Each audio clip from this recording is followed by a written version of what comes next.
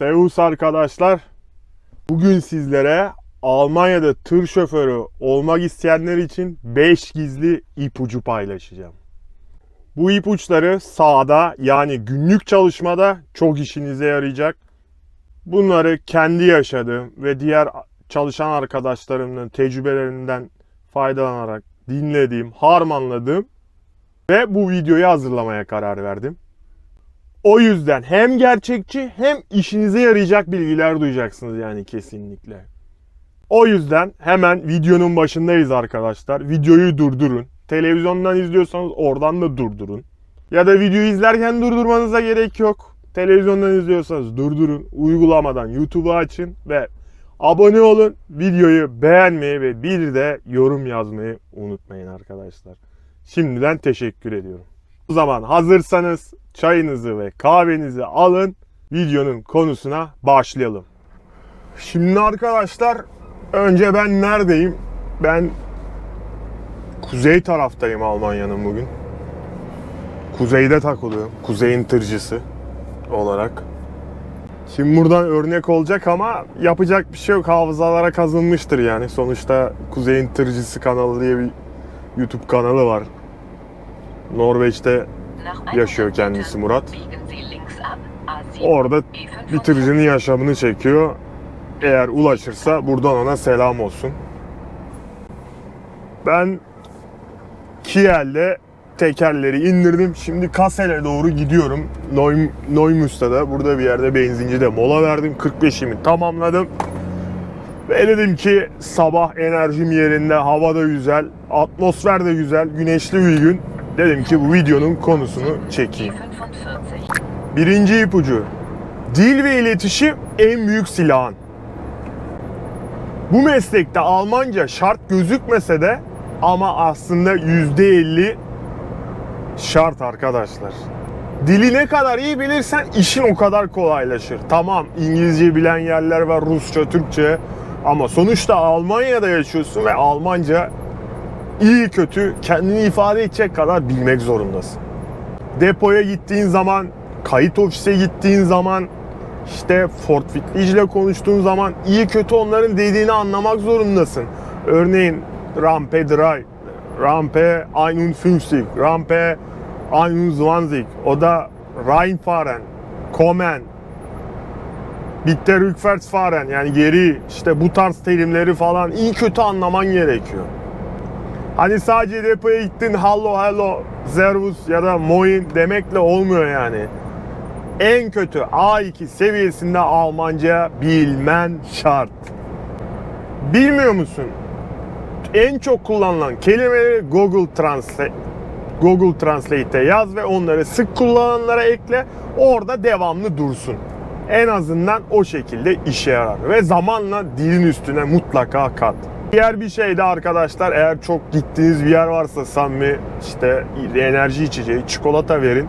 Bunlar sizi her zaman önceliğe taşır. İşiniz kolay olur. Sizi öne alırlar.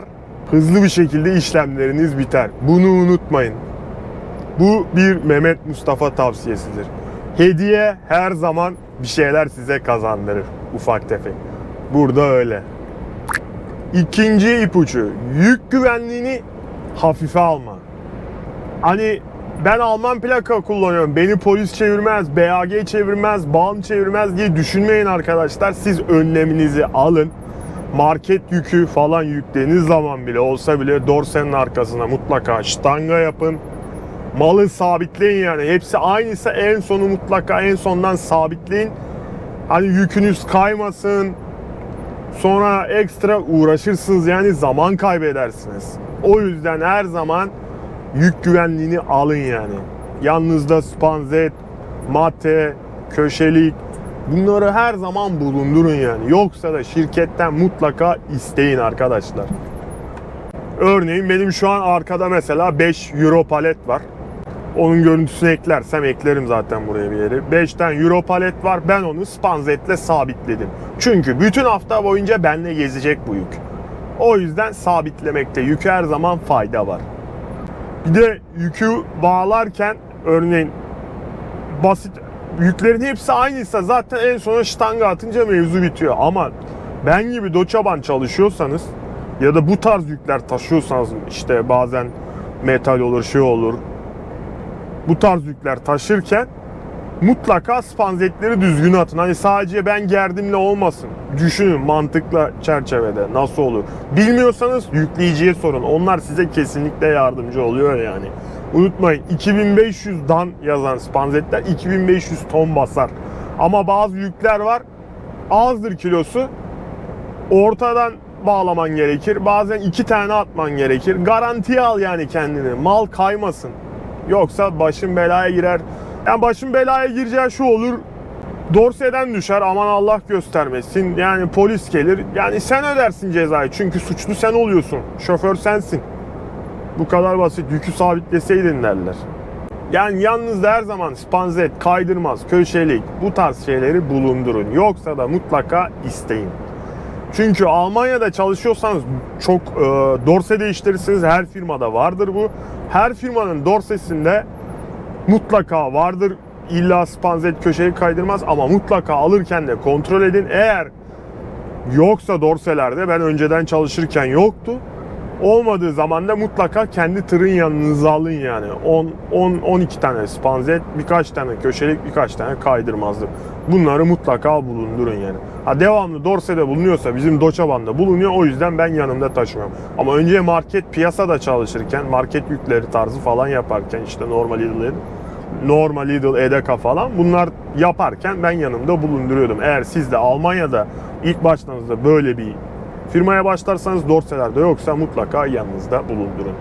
Yük güvenliği ilk önce her zaman şoförden sorumludur. Bunu da unutmayın.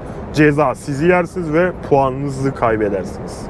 Üçüncü ipucu, mola ve takograf yönetimi. Birçok yeni başlayan şoför, ben gibi, tek başıma kaldığımda birkaç kez yaptım o hatayı. Tako tam akıllı değildi, yarı akıllıydı ya da akılsızdı. Sürüşleri aşarsınız ve bu sizde kayıt altında kalır bir yıl boyunca. Eğer bir denetime girerseniz ceza yersiniz. Almanya'da denetimler çok var arkadaşlar. Bütün otobanlarda A9, A7, A1, A45, illa yani BAG'ler, BAM'lar, polizaylar geziyor yani. Şüphelenirse sizi durdurur. Ya da bir parka girdiğinizde aniden çevirebilirsiniz. O yüzden siz kendinizi önlemini alın ve boş yere ceza yemeyin. Maaşınızı devlete kaptırmayın. Örneğin işe başlangıç saatlerini mutlaka not alın. Ben ekstra bir defter var bende. Şöyle göstereyim size. Bakın. Eyvah, yoldan çıkıyor. Şöyle bir defter var bende. Buna her zaman yazıyorum yani. 4,5 saat sürüşte 45 dakika mola vermeniz gerekiyor. Bunu unutmayın zaten. Bunu 15 dakika, 30 dakika olarak da ayarlayabilirsiniz ya da komple 45'i beraber yapabilirsiniz. Yani takonun sonuna kadar kullanmayın. 3 saat 50 dakika mı oluyor? Bir sonraki benzinci çok mu uzakta? Trafik mi var? Gitmeyin. Direkt girin, pauzenizi yapın. Bir rotaya girdikten sonra mutlaka eğer uzunsa 45 yapmanız gerekiyorsa tahmini nerede yapacağınızı Google Maps'te işaretleyin. Belirleyin yani. Son dakikaya bırakmayın. Çünkü ETS2 oynamıyoruz. ESC'ye basıp yani araçlar ya da sen durmuyorsun. Hareket ediyorsun. O yüzden önceden planla ve o şekilde molanı yap. Aynı şekil pauza, yani yatara gireceğin zaman, yatacağın zaman tırda, eğer çok geç kalacaksan, 4'ten sonraya kalacaksan genelde büyük benzincileri veya out of'ları seçmek zorundasın. Ben listeyi, bu videoyu yayınladığımdan itibaren benim favori olan benzinciler ve out of'ları yayınlayacağımı düşünüyorum arkadaşlar. Artık yeteri kadar veri var. O yüzden onları not alın, kaydedin. Sizde işinize yarayacağını düşünüyorum. Siz de buraları kullanmaya özen gösterin. Buralarda her zaman yer var yani 4'ten sonra. Akşam 8'e 9'a kadar da yer olan yerler var yani mutlaka. Çünkü belirlediğim listeler az kullanılan yerler, büyük benzinciler ve her zaman yer olan yerler yani. Ben de genelde bu listede, yayınlayacağım listede bulunan benzincileri ve out of'ları kullanıyorum. 45'leri normal tuvaletli parkta da verebilirsiniz. İşte şu bir sonraki geliyor şu an mesela, bakın. Hemen örnek. Bak 1000 metre sonra sağda PVVC bu tarz yerleri 45 rahat yapabilirsiniz. Ama yatara gireceğiniz zaman benzincileri kullanın arkadaşlar. Kafanız rahat olur. Bilginiz olsun. Zaten out of'a girdiğiniz zaman her yer kamera. Orada ekstra bir şey olmaz. Benzinci de aynı şekil. Ama bu tarz yerlerde pek akşamları yatara girmeyin yani. Biri plane olur işte, brandalı tenteli dorsi olur. Yandan keser alır bir şey malı. Sonra uğraş dur. Haftalık 45'leri yapmayı unutmayın. Bir hafta 45 yapmadıysan bir sonraki hafta mutlaka yapın. Bunu şirkete bildirin. Öncelik her zaman şoförde. Ondan sonra sorumluluk şirkette. Şirket sizi zorlarsa ondan sonrasını ona göre siz kendinize göre önlem alırsınız, söylersiniz. Ama hiçbir şekilde zorlamaz. Mutlaka Almanya'da bütün şirketler TAKO kurallarına uygun bir şekilde şoförleri çalıştırır. 4. İpucu, rota ve park yeri stratejisi. TAKO yönetiminde bahsettim ama burada biraz daha detaylı bahsedeceğim. Almanya'da tırlar için yeterince park yeri var mı derseniz yok arkadaşlar. Yetersiz kalıyor. Yani saat 3'ten 4'ten sonra yer bulamıyorsun. O yüzden paylaşacağım listeden bu parkları mutlaka kaydedin. Bunları listenizde bulunsun ve rota üzerinden geçiyorsanız ona göre Google Maps'ten bakın, ona göre planlayın. Burada duracağım diye planlı ve seri şekilde gidin yani. Yani planlı şekilde gidin, seri şekilde gitmiş oluyorsunuz otomatikmen. Çünkü ETS2 oynamıyoruz arkadaşlar. T'ye basınca dorse çıkmıyor.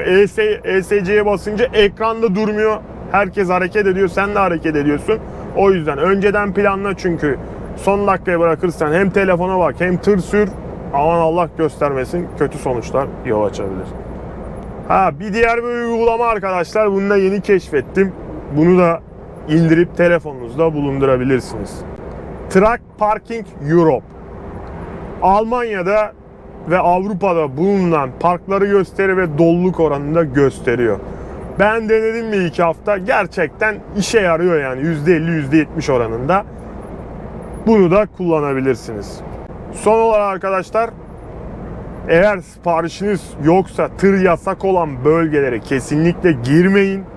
Eğer girerseniz ilk önce şoför sorumlu, cezayı yersiniz yani. Bilginiz olsun. Bazılarına yazıyor işte tır kamyon yasağı ama Liefer Frei yazıyor mesela. Onun bir tabelasını bulursam eklerim buraya yere. O zaman girebilirsiniz. Ama oraya siparişiniz varsa, oraya siparişiniz yoksa girmemeye özen gösterin arkadaşlar. Eğer olan bir polis çevirirse ceza yersiniz yani. Siz sorumlusunuz her zaman ilk önce. 5. ipucu, sigortalar ve iş güvencesi. Almanya'da şoför olmak arkadaşlar sadece direksiyonu tut, düz gitmek, rampaya yanaşmak, malı indirmek, malı teslim etmek değil yani. Aynı zamanda sorumluluk almak demek. Kendi adına yaptırabileceğin özel sigortalar var. Bunlar seni korur. Bunu daha önce genel bir videoda paylaşmıştım. Almanya'da yaptırdığım 5 sigorta. Burada da 2 tanesini şoför olduğumuzdan dolayı tekrar bahsetmek istiyorum. Birinci, Rechtschutz hukuki sigorta, yani avukatlık sigortası arkadaşlar. Bu neden önemli? Bu her şeyi kapsar. Ev sahibiyle avukatlık olabilirsin, işverenle avukatlık olabilirsin. İşte trafik kazası geçirirsin, orada dava açılabilir. İşte ne olur, örnek veriyorum, otobüsle bir kaza yapmışsındır. Ya o suçludur ya sen. Belki o suçludur ama seni suçlu göstermek istiyorlardır. Orada işte seferler aksadığından dolayı falan orada ekstrem bir şeyler oluyor. O yüzden kendinizi korumaya alın yani. Dava gelirse bütün avukatlık masraflarını sigorta karşılar. Çünkü en kötü bir avukata gitmek Almanya'da 2000-2500 Euro'dan başlar. Dava oldukça bu üstüne katlanır yani. Avukatlık sigortasına da aylık totalde arkadaşlar ödeyeceğiniz maksimum aylık 30 Euro yani. Maksimum. Onu da belirteyim. O yüzden bunu mutlaka yaptırın. İkinci arkadaşlar, sorumluluk sigortası. Privathaftpflicht. Bu da çok önemli. Bu aylık direkt başta söylüyorum 5 Euro, 3 Euro gibi bir fiyat ücreti var. Bu neden önemli? Malı indirirken malı düşürdün, hasar verdin, bir yere çarptın falan, bir şeyler oldu. Bunun ücretini karşılarlar yani. Bu dışarıda da olabilir örneğin. Markette gezerken örneğin elin çarptı, televizyon düştü, ekran kırıldı. Bunu da karşılıyor. Ya da işte malı indirirken malı düşürdün, kırıldı. Market ürünü yapıyorsun, örnek alkol var, biralar. Döndürürken bir anda elektrikli transparentli biralar yere devrildi. Bir palet komple. Nereden baksan, örnek veriyorum, ne kadar tutar? 100-150 euro tutar. Çok para değil. Tamam, kabul ediyorum. Ama sigorta yaptırırsanız hiçbir şey ödemezsiniz. Belki daha pahalı. Viski olan bir şey devirirsiniz. Ya da depoda bir yere çarparsınız. Orası hasar görür. Örnek veriyorum. Cebinizden 5 kuruş çıkmaz, sigorta hepsini öder. Bunu da mutlaka yaptırın. Evet arkadaşlar, Almanya'da tırcı olmak isteyenlere 5 gizli ipucunu paylaştım. Bunlar tamamen tecrübe arkadaşlar. Zaten notlarıma da alıp da o şekilde size her zaman bu videoları öyle yapıyorum. Bunları uygularsanız cezalardan kurtulursunuz ve işiniz kolaylaşır. Bu videodan bu kadar arkadaşlar. Umarım bu paylaştığım bilgiler size her zaman yardımcı olur. Başka diyeceğim bir şey yok. Her zaman söylüyorum. Kendinize iyi bakın. Başka videolarda görüşürüz. Ben sürmeye devam.